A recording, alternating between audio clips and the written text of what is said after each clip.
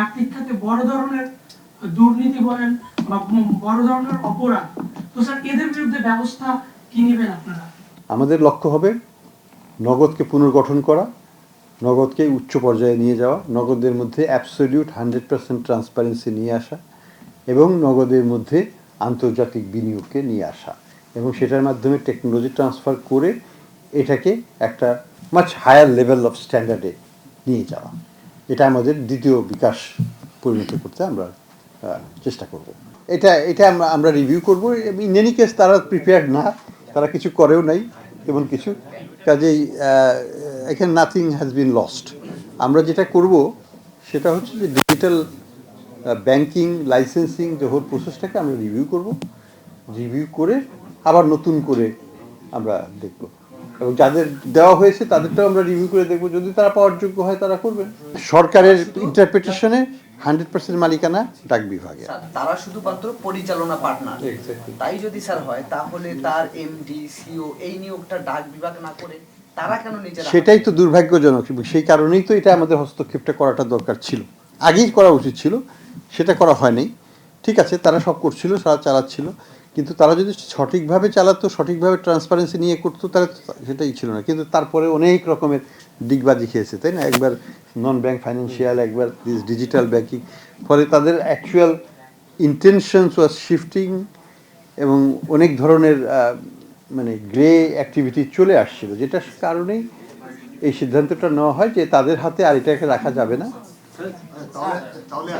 সরকারের সম্পদ সরকার নিয়ে নিল।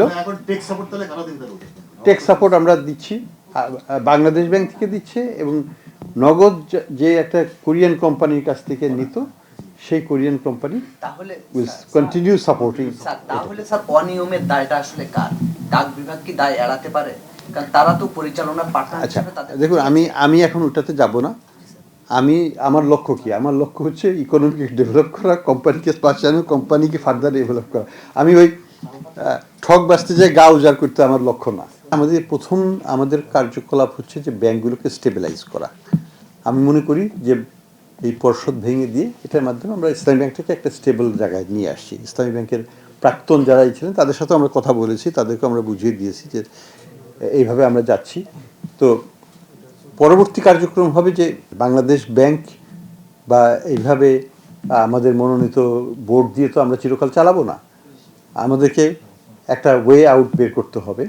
আমরা ব্যাংকিং কমিশন করছি, আমরা প্রত্যেকটা ব্যাংকগুলো যারা দুর্বল ব্যাংক তাদেরকে খতিয়ে দেখা হবে যে তাদের ফাইন্যান্সিয়াল পজিশন কী, তাদেরকে কিভাবে নিজ পায়ে দাঁড় করানো যায় এবং সেগুলোকে আবার ব্যক্তি মালিকানায় ছেড়ে দেওয়া যায়, কিন্তু যেটাকে আমরা বলবো ফিট অ্যান্ড প্রপার টেস্টের মাধ্যমে, অর্থাৎ যোগ্য ব্যক্তিদের দিয়ে যেন সেগুলো চলে, সেইভাবে দিতে হবে।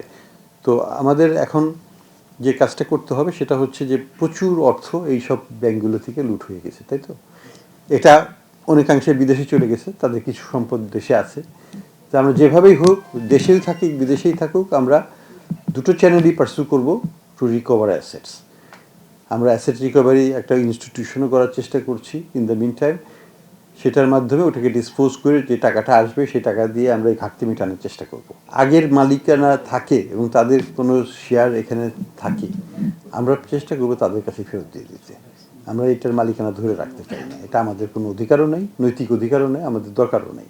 ব্যক্তি খাতের ব্যাংক ব্যক্তি খাতেই থাকুক, কিন্তু যারা দুর্বৃত্তায়ন করেছেন তাদের যে মালিকানা সেটা কম্পেনসেট করতে তো হবে, কারণ ওইটাকে তো সরকারকেও ভর্তুকিটা দিতে হবে। সেই মালিকানা সরকারের কাছে থাকবে এবং সেই মালিকানার এগেনস্টে আমরা সেটা শেয়ার বিক্রি করতে পারি সরকার, সেখান থেকে কিছু অর্থ আসবে, তাদের সম্পত্তি অ্যাটাচ করে কিছু অর্থ আসবে, তাদের বিদেশ থেকে যদি কিছু আনা যায় সেটার মাধ্যমে আসবে। সেগুলোকে দিয়েই এই ভর্তুকি মানে যে গ্যাপ হোলটা ক্রিয়েট হয়েছে, লক্ষ লক্ষ কোটি টাকা যেটা নিয়ে গেছে বিভিন্ন প্রতিষ্ঠান ব্যক্তি বা পরিবার, সেই গর্তটা মেটাতে হবে আমাদের। আংশিকভাবে হলেও আমরা এটা চেষ্টা করবো।